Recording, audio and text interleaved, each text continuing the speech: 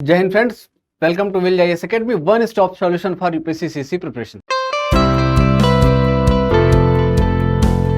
कच्चा थीवू आइलैंड को लेके इस समय न्यूज अभी सरकार से लेके सारे नेशनल मीडिया में चीजें चल रही हैं। कच्चा थीवू आइलैंड की अगर लोकेशन हम देखें तो ये जो है पाक स्टेट पे इंडिया से नॉर्थ वेस्ट साइड में 33 किलोमीटर और 62 किलोमीटर श्रीलंका से साउथवर्ड साइड में पड़ता है। अगर इसके लेंथ को देखें तो 1.6 किलोमीटर इसकी लेंथ है और ये 300 मीटर वाइड है। ये एक ऐसी जगह है जहां लोग नहीं रहते। यहाँ एक एंटोनियो चर्च है जो 20वीं सेंचुरी में बिल्ड किया गया था और श्रीलंका के भी जो ईसाई समुदाय को मानने वाले लोग हैं और इंडिया से भी यहाँ जाते हैं और यहाँ के फेस्टिवल में शरीक होते हैं। दोनों ही कंट्री के लोग इस चर्च को होल्ड करते हैं। 2023 में 2500 लोग 2500 जो लोग हैं वो यहाँ जा चुके हैं। अब ये मैंने आपको इसकी लोकेशंस बता दी। अभी जो कन्फ्लिक्ट है वो ये आ रहा है, जो न्यूज़ आ रही है कि जो पास की जो गवर्नमेंट थी, सेंट्रल गवर्नमेंट थी, उसने इसे कच्चा थीवू आइलैंड को दे दिया श्रीलंका को और ये ठीक नहीं हुआ। एक बेसिकली ये डिबेट है, ये कन्फ्लिक्ट है स्टेट वर्सेस सेंट्रल की, और साथ साथ में ये आईआर से भी जुड़ता है क्योंकि आईआर का जो पोर्शन है वो सेंट्रल का है। तो जो डिसीजन सेंट्रल का होगा, यूनियन गवर्नमेंट का होगा, वही ही माना जाएगा। इस कहानी को पूरी तरीके से देखते हैं। पहले इसके हिस्टोरिकल बैकग्राउंड को देख लेते हैं। मिडिवल एरा की कहानी है ये।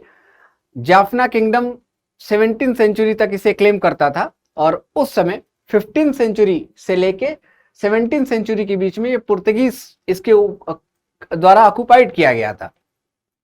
चूंकि वो एरिया जो है जाफना किंगडम के अंदर आता था, इस वजह से जाफना किंगडम इसको क्लेम करता था। इसके बाद से इंडिया के जो रामनाथपुरम के जो फॉर्मर राजा रहे, उन्होंने इसे ऑक्युपाइड किया और उनकी सबसे लास्ट आउटपोस्ट में ये आता है।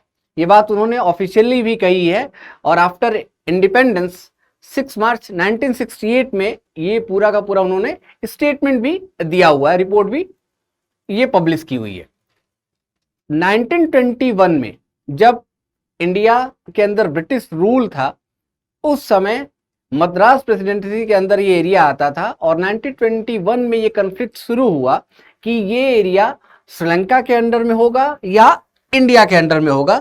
ये कन्फ्लिक्ट 1947 में जब ऐसे इंडिया आज़ाद होता है तो जमींदारी एवोल्यूशन एक्ट आता है और उसके बाद ये यूनियन गवर्नमेंट के अंदर में आ जाता है और इससे लेके 1974 तक ये एरिया इंडिया के पास रहता है।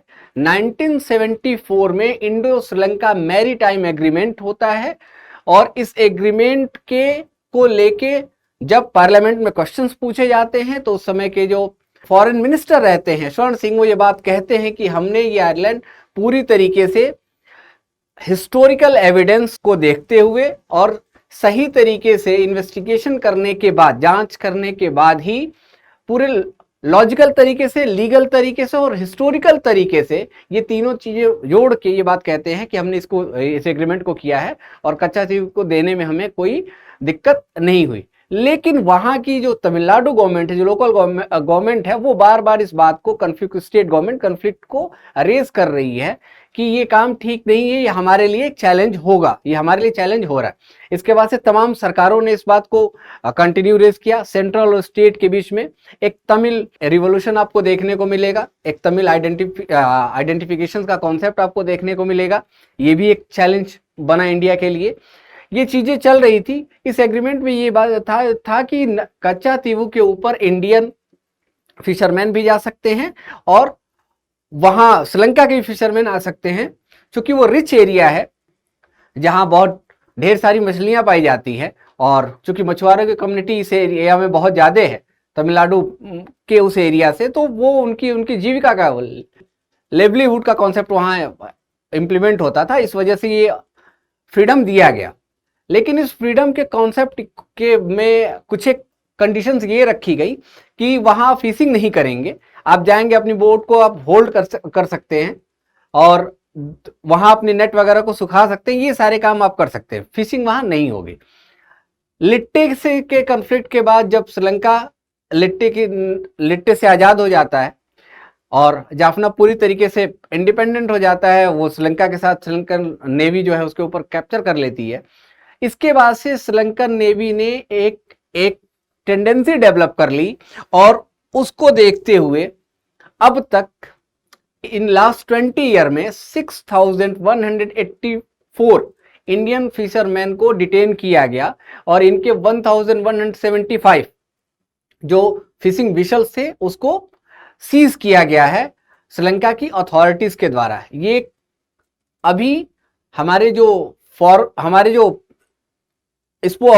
मिनिस्टर हैं वो एस जयशंकर, उन्होंने ये बात कही है, ये गवर्नमेंट का डेटा है, ये हमारा डेटा नहीं है, उन्होंने बात कही है। और इसको देखते हुए जब स्टेट गवर्नमेंट, जब तमिलनाडु गवर्नमेंट की बात सेंट्रल ने नहीं सुनी तो स्टेट गवर्नमेंट मूव करती है सुप्रीम कोर्ट और अगस्त 2024 में जो प्रेजेंट सरकार है ये कहती है सुप्रीम कोर्ट से कि अगर हमको कच्चा तीवा आइलैंड चाहिए तो हमको इस आइलैंड के लिए हमको एक वॉर क्रिएट का जोन में जाना पड़ेगा, तभी हम इसको पा पाएंगे। तो ये पूरे कन्फ्लिक्ट है। अब ये चेंजेस आए क्यों, इसके पीछे की कहानी देखिए। पहले इंडिया की जो सिचुएशन थी वो बिग ब्रदर की थी, इंडियन सब कॉन्टिनेंट में इंडिया का दबदबा था, इंडिया से की सिंपैथी रहती थी इंडिया के साथ, जितने भी इंडिया के नेबर हैं वो बहुत अच्छे से रिलेशन मेंटेन करते थे। चाइना जैसे जैसे अपराइज करता चला गया वैसे वैसे इंडिया के जो रिलेशन है अपने नेबर्स के साथ वो खराब होते चले गए। एक उसका बहुत बड़ा इंपैक्ट आपको यहाँ देखने को मिलेगा। और इस वजह से जो एक दूसरी बात कि जब भी हम किसी नेबर के साथ कोई एग्रीमेंट करते हैं तो जो बॉर्डर एरिया की स्टेट है उनकी बात हम बहुत ज्यादा नहीं सुनते। तीस्ता एग्रीमेंट में भी देखिए कि वेस्ट बंगाल बार बार अपोज कर रहा है और तीस्ता एग्रीमेंट को लेके ये चैलेंजेस आता है, ये नॉर्थ ईस्ट में भी आपको देखने को मिलेगा। तो ये है, तो जब भी हम इंटरनेशनल रिलेशंस में कोई ऐसे एग्रीमेंट करें तो एटलीस्ट हम जो बॉर्डर की जो स्टेट है उन लोगों की बात को सुने, उनको कंसीडर करें और उसको देखते हुए ब्रॉडर स्केल में, ब्रॉडर लेवल पे इंटरनेशनल रिलेशंस को डेवलप करें, ये ज्यादा बेहतर होगा। अगर आपसे कोई क्वेश्चन पूछा जाए तो आप उस तरीके से इसको डिप्लोमेटिक वे में आंसर दे सकते हैं।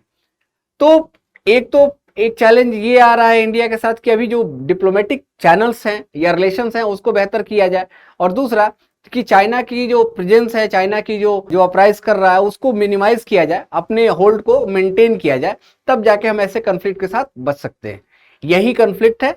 इसके इतर जो भी बातें हैं वो पॉलिटिकल हैं, और जो पॉलिटिकल बातें होती हैं उनका पॉलिटिकल आंसर होता है, वो आप लॉजिकल तरीके से या अकॉर्डिंग टू गवर्नेंस या लॉ आप उसको आंसर नहीं कर सकते। हम यूपीएससी की चीज़ों को देखेंगे, समझ रहे हैं, तो हमको इसी तरीके से इसका आंसर करना है। अपनी प्रिपरेशन को कंटिन्यू रखिए और हमारे जो प्रीलिम्स के क्रैश कोर्सेज हैं वो मिनिमम रेट पे आपको देखने को मिलेंगे। कोई भी क्वेरी हो तो आप गूगल कर सकते हैं, हमारी वेबसाइट पे, हमारी ब्रांचेस पे आप विजिट कर सकते हैं, हमारे ऐप से आप ऐप डाउनलोड कर सकते हैं, और SIP भी साथ साथ में चल रहा है, उसका भी आप यूज करिए और अपनी प्रिपरेशन को शानदार करिए। कोई भी कंसर्न हो आप बिल्कुल हमसे मिलिए। Thank you so much, God bless you all.